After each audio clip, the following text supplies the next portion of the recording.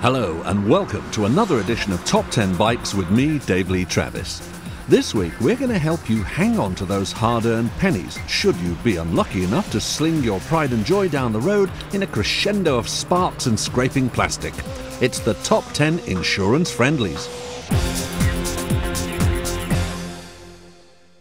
At this week's number 10 we have the Yamaha 600 Diversion. Introduced in '92, the Diversion started the trend for budget middleweight all-rounders. This bike helped a lot of people who had thought of becoming motorcyclists to come into the fold. Its combination of low cost, capable performance and straightforward riding position meant that for the first time, if you wanted a 600, it didn't have to be a sports bike.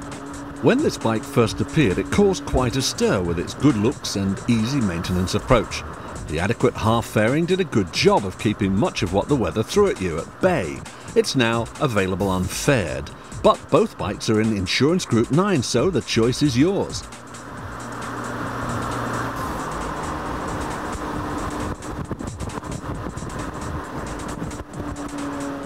The Diversion isn't about to set the world alight with speedy, sporty performance. What makes it fun to ride is its easy power delivery. The power is spread throughout the rev range, making it a doddle to deal with in town. No lurching through traffic with this baby. If high mileage is your thing, a reasonable cruising speed and generous seating makes it suitable for all-day motorway mile munching. In fact, it can deal with whatever you throw at it. Let's hear from our panel. The Yamaha 600 Diversion. Low tech, don't buy it unless it's a low price. It's a little bit of a diversion now. It was a great bike when it came out and it will continue to be popular. People still run them and love them and cherish them. There are bikes in this category that are better, but the Diversion, I think it's a courier's favourite. We see truckloads of them round London. So, yeah, it's still got a place in people's hearts, and I guess I'm a Yamaha man deep down. It'll always have a place in mine. It's not an exciting bike. I mean, a lot of these bikes anyway aren't, but you know, if you get something like an SV650, you know, you can have a lot of fun with it and still sort of commute to work and do it at a price. The Yamaha Diversion 600 scored 50%.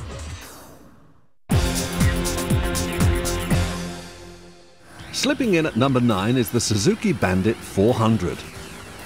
First produced in 1991, this bike was the forerunner of the 600 and 900cc Bandits that we've now come to know and love and cherish. The 4-into-1 exhaust and round chrome headlamp give the bike a retro feel.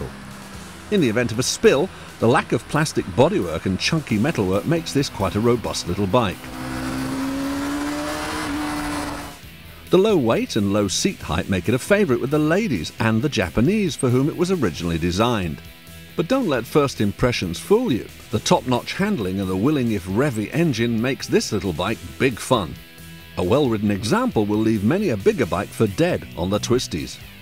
If you want a bike with a sporty edge and street-credible looks, then the 400 Bandit is the first step on the ladder to big, bad bandit country. Time to see what our panel thought. An ideal first step into motorcycling. It'll be easy to ride, easy to maintain, but after that you'll get the bug and you'll want to go on to something else. Suzuki Bandit 400, again it's more of a grey import machine. I don't think any were actually officially imported into the UK. But what it did do was when it did sort of come through the grey importers, it kind of showed the British public what sort of machine was just around the corner for them in the shape of the Bandit 600, which the Bandit 6 pretty much started the whole craze for sort of naked middleweight bikes. So the 400 really, even if you buy a 400 now, which you're going to have to import it yourself, if you want a brand new one, it's going to be too expensive. If you see a 400 Bandit in a grey import shop, again the chances are you might as well get a newer 600 for the price, because unless the insurance difference is really that high, which I don't think it would be, you might as well go with the 600. The Suzuki Bandit 400 scores 54%.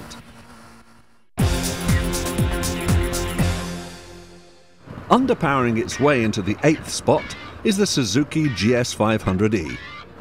Originally launched with some sporting pretensions, remember the slingshot decal anybody? It soon found its niche as an inexpensive all-rounder for the less discerning rider. There are many better bikes in this class, but none cheaper, and the price has ensured lasting popularity. This popularity means spares are readily available, as every bike breakers in the land must have at least one tucked away somewhere. The GS500 E is ideal for beginners, as it handles the abuse and crashes that learners dish out. The low and narrow seat height means it's easy to get your feet down at short notice. The handling's fine and matches the bike's performance to a T. Unfortunately, the build quality leaves a lot to be desired. Ride it through the winter and you may well see it dissolve before your very eyes. The GS500E is about as basic and bland as they come. It probably lists watching paint dry as its hobbies.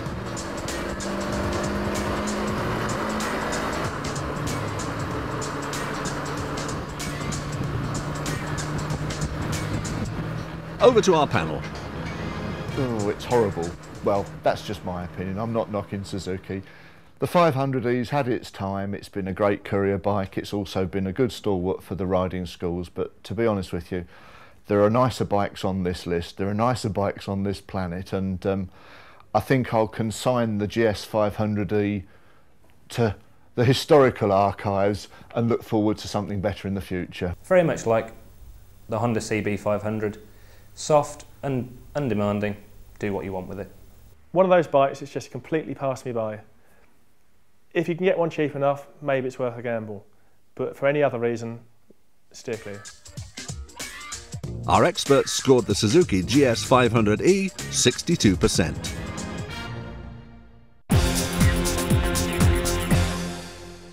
Slotting in at number 7, we have the Honda CB400. This bike shares not only its appearance with its bigger cousin, the CB750, but also its smooth, refined ride. The silky smooth engine just makes riding it fun. There's plenty of power to terrify a novice and to satisfy a commuter. It'll even pull well 2 up. This bike has a lovely retro appearance, reminiscent of the mid-70s 404, with its 4-into-1 exhaust and twin rear shocks, which luckily doesn't give a retro ride. Twin discs at the front provide excellent stopping ability, allied with good feedback to the rider. For a first big feeling bike with its good looks, good performance and better than expected economy, the CB400 is worth a pop. A more experienced rider will be able to run rings around some 600s. I've never ridden one of these, but judging by the looks of it, I don't think I ever will. It's kind of one of those bikes that finds you along your life rather than you hunt it out. Sort of thing that your mate would be selling cheap and you think, well, for the money it's okay. Our panel gave the Honda CB400 63%. Rolling in at number 6, we have Kawasaki's ER5. The ER5 is a learner special, or the courier king. Its tractable engine, sharp handling and superb brakes make it ideally suited for either party.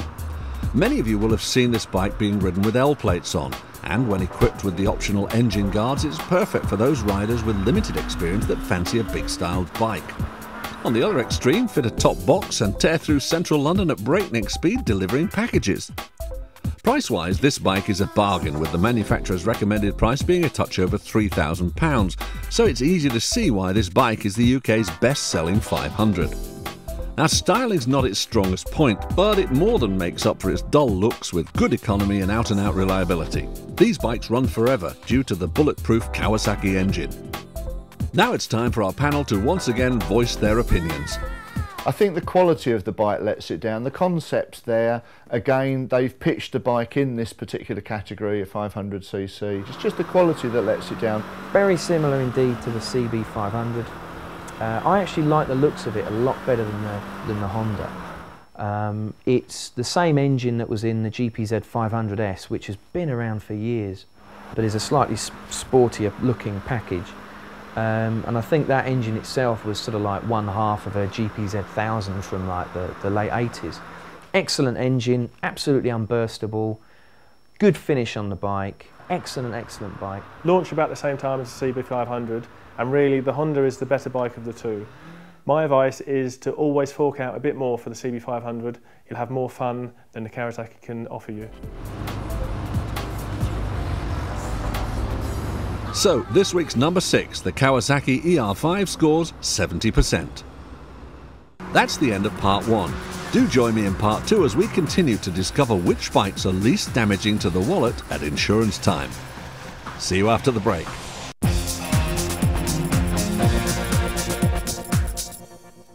Welcome back to this week's Top 10 Bikes. I'm Dave Lee Travis and I'm your guide to the top 10 insurance-friendly bikes.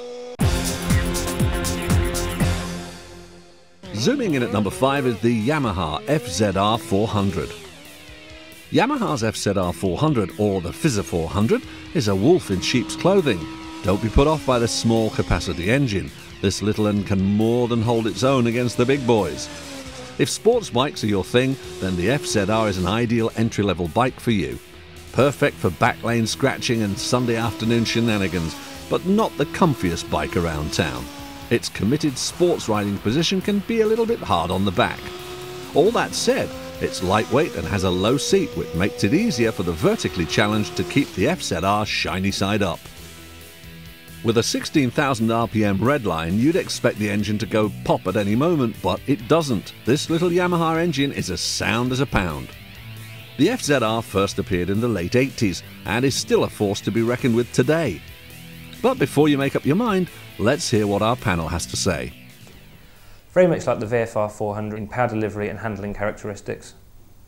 It was used by lots and lots of club level racers to progress up onto bigger bikes. On track, it's fantastic. It's a little 400cc sports bike, although this time it's what Yamaha do best. So you're looking at an inline 4 machine.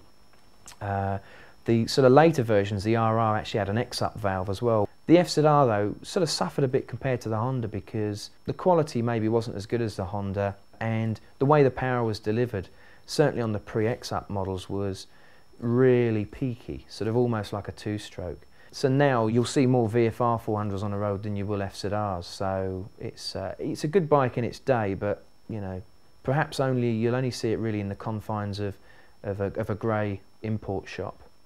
It's a bit long in the tooth now, so again, it's a bike that you want to be buying cheaply, but you have a lot of fun on it. Put some decent sticky tyres on, and you'll be as quick as all your mates on the 600s. The Yamaha FZR 400 scored 71%. Sliding in at number 4 is the Honda CB500. More sensible than the FZR and more grown up than the ER5 is Honda's CB500, a true all-rounder. It's easy to ride for beginners and runs forever, so it's a courier favourite. It's had its own race series and is capable of serious motorway mileage fully laden. The only thing the FZR can't do for you is the dishes. This bike is more expensive than the other 500cc twins, but its legendary Honda build quality and 2-year warranty ensure that many people are prepared to pay the difference. The CB500 has a bit of an old man's bike image. Well, that's what a lot of motorcyclists think, but don't knock it till you've tried it. Once ridden, forever smitten. Handling on all models is excellent. The brakes on the later Italian-built models are superior, having Brembo discs front and rear. The economy is fabulous, more than a match for its direct competitors. Fill her up and ride and ride and ride until your heart's content.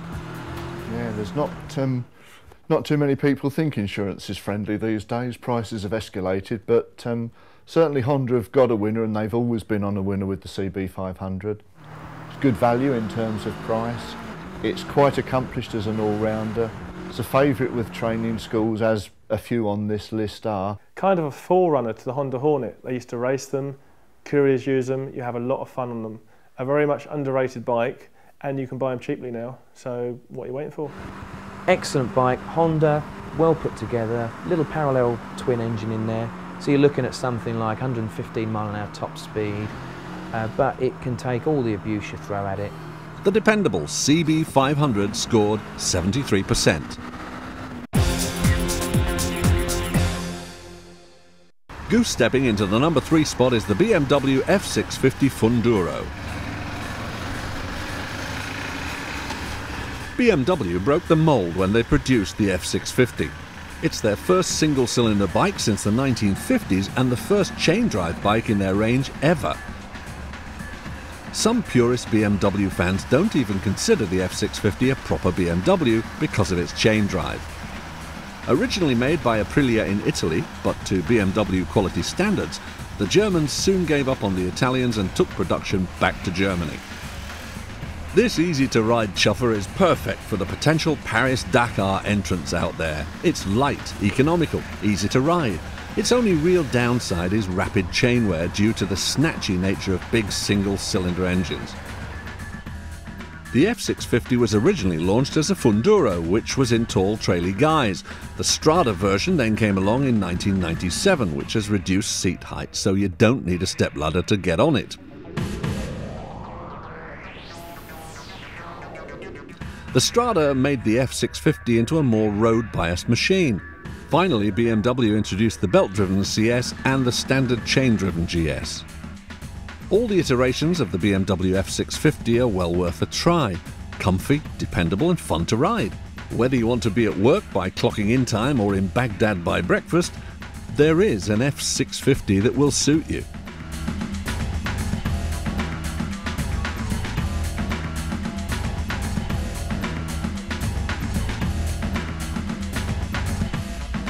The BMW F650 Funduro is a good all-round bike. It suits everybody from novices to experienced alike.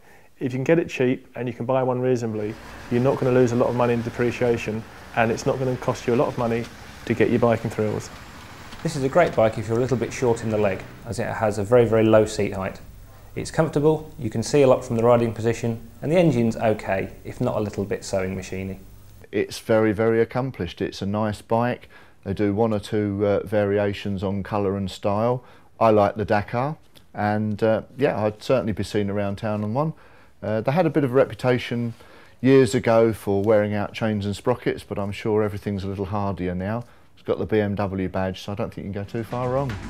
Our panel of experts gave the BMW F650 Funduro 74%. Screaming into the number 2 spot is the Honda VFR 400. This pocket rocket from Honda just oozes fun. If cheap thrills are what you're after, then the VFR is an ideal entry into the world of sports bike ownership. The VFR needs to be revved, but once you get beyond 6,000 RPM, it turns into a rocket ship.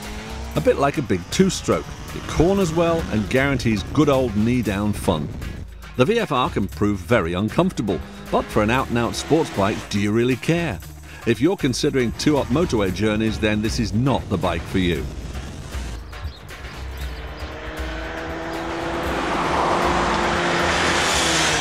The complex engine makes for difficult maintenance. However, if you treat it with tender love and care, the engine is capable of upwards of 40,000 miles without major surgery. It has Honda reliability and suffers none of the top-end problems which marred the early Honda V4s.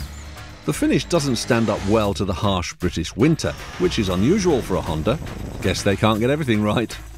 60 brake horsepower and 135 miles an hour for a little over £1,000 for an early model.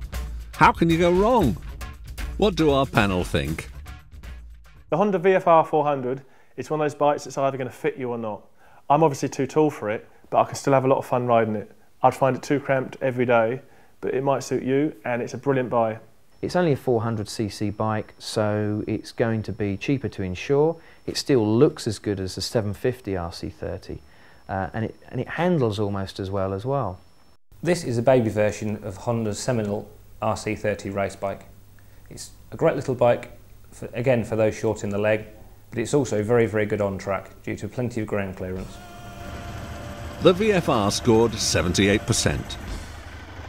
Before I reveal the number 1 insurance friendly of 2002, let's have a quick rundown from 10 to 2. At 10, the diverse Yamaha Diversion.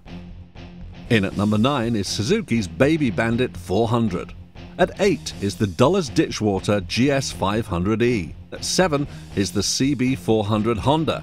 At 6 is the courier favourite, the ER5. In at 5 is the rev-happy FZR 400. The dependable CB500 is in at 4. At 3, the BMW F650 Funduro.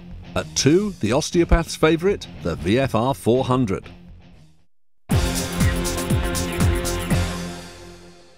The #1 insurance-friendly bike is the Suzuki SV650 S.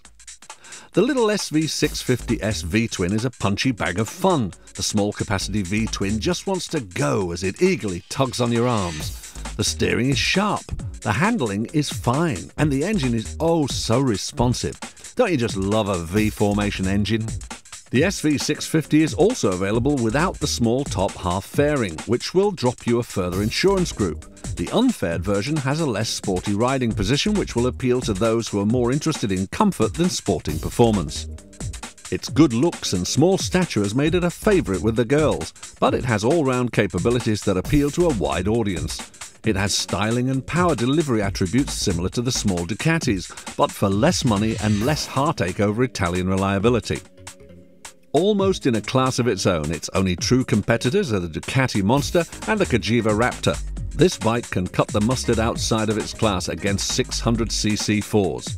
A stonking little bike that won't break the bank to insure. A little bit dearer than some of the others on the list, but you know what, as a package, as an all-round package, it does everything extremely well. I mean, it's an accomplished machine.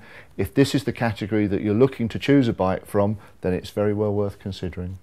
Once you've had a ride on this bike, you'll wonder how they can afford to insure it so cheaply. It's a superb middleweight sports bike. Brilliant handling, brilliant brakes, good spread of power from the V-twin engine. What more do you want? Absolutely corking little bike, fantastic. Little V-twin engine. You'd expect with a 650 V-twin engine that you'd be really lacking in puff at the top end, but it almost feels like it's a 700 or even a 750. It is an absolutely corking little bike. Our panel of experts scored the SV650 81%. On behalf of Suzuki GB, can I thank you most kindly for this award. It's richly deserved, I'm sure, but we're nevertheless pleased to receive it for the stunning SV650, as you can see there.